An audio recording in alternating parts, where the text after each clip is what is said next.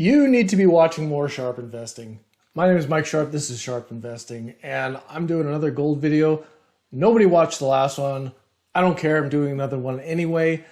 I want to take a bit of a victory lap, but I also want to show you what I'm doing here. Now, I did a video back in May 2024, and I think it's my best call since then, but again, nobody watched it. I basically said I'm buying gold because it's broken out to the upside here after getting stuck around 2000, and I think it's going to keep going. And lo and behold, it's gone from about 2100 then to over 3600 now. That's obviously $1,500 up, a lot more than 50%. I don't know what the math is there, maybe 65%, might be more. Hold on, let me just look. It's about 70%. Okay, 70% up, and you know what? I just bought more because of why? Because of macro, because Donald Trump is destroying the US dollar. He's going to cut interest rates into inflation, which is terrible for with everybody, and so people want to hide their money in hard assets. Is it because the BRICS are trying to get away from the US dollar? It's just stockpiling gold because they're going to settle their trades in gold? I don't know. Could be. But you know why? I bought because the chart looks good. And,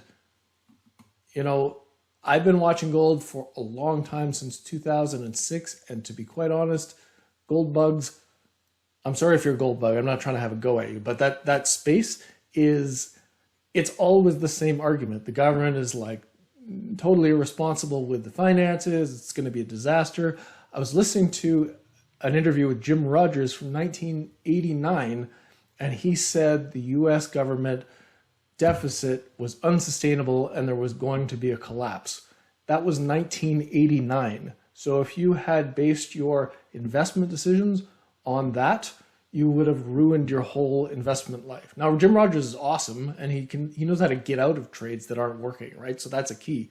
But I see a lot of people investing in macro, and they just because the stories are so nice, like, oh, the electrification of the world. Copper is going to go to 20. I've heard that for 10 years. What else have we heard? Uranium. Oh, actually, uranium's doing good right now, but I've heard the same story about uranium since 2006. Chinese is building reactors. Where's the power going to come from? The renewables can't take the huge loads, blah, blah, blah. Fine, it's a nice story, but I need to make money, right? Which means I need a reason it's going to move now. I need a reason it's going to move over the next year, 2 years, 3 years. Not a nice story for 20 years from now that everything's going to be electrified and copper is going to do great. I'm not interested. So I do not do macro investing. As you probably know, I keep an eye on macro because I think interest rates are important. But let's look at the gold chart. Boom, there's the purchase, and there's where we are now.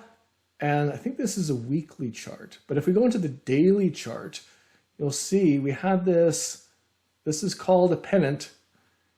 This is a consolidation pattern, which means after this big run up here, some people want to take their profits, and the people who are late are getting in, and they're all changing hands. And then boom, we've had a breakout right here on the 2nd of September. And I think this is going to the moon. I think it's going to 5,000. It might get stuck at 4,000 because that's a psych barrier, but I think it's ultimately going to 5,000 or somewhere thereabouts.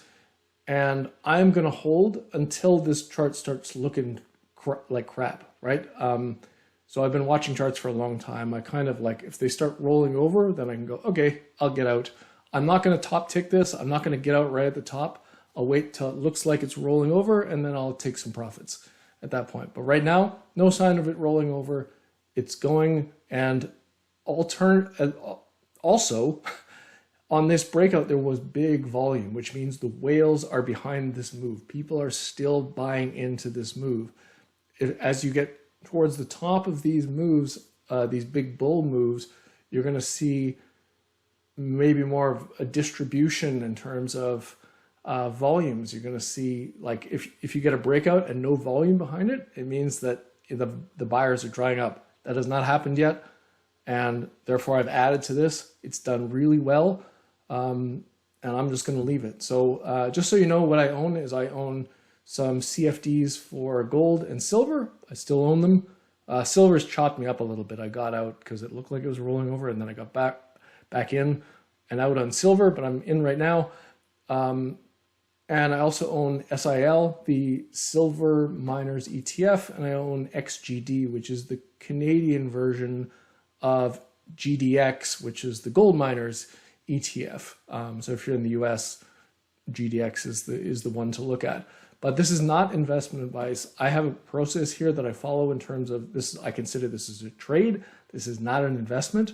I'm not, because gold, like, there's no cash flows behind gold. The miners have cash flows, but you're dependent on the price of gold. So the whole thing rests on the price of this asset, and there's no way to figure out the intrinsic value of gold. Like, I don't know what it is. And so we can't use a value investing mentality here. It just doesn't work. And I think most of the world probably agrees with that. And that's why the charts work with gold, because everybody's watching the same stuff, and it ends up being a self-fulfilling prophecy. The charts on gold work better than in any other market, and I feel really comfortable holding this. And I will do another video probably when I sell, but public service announcement, do not be, what's the word? What's the PABRI term? Shameless cloner. I think that's the worst advice you can give somebody, is be a shameless cloner. Because maybe you know when people buy, but you don't know when they sell a lot of the time. These big fund managers, you don't know when they sell, you don't know why they sell. Well, you'll know a little bit afterwards, but oh my God, I can't buy based on somebody else's logic when I don't even know what the logic is. So I think do your own research and buy and sell things that are comfortable for you. And right now, for me, definitely comfortable with gold. Silver kicks the crap out of me, and I've got a love-hate relationship with it, but I'm in. That's it. Hopefully you got something from that, but nobody watched this video. I will catch you in the next video, which will be about a company. Thanks very much. Catch you in the next video.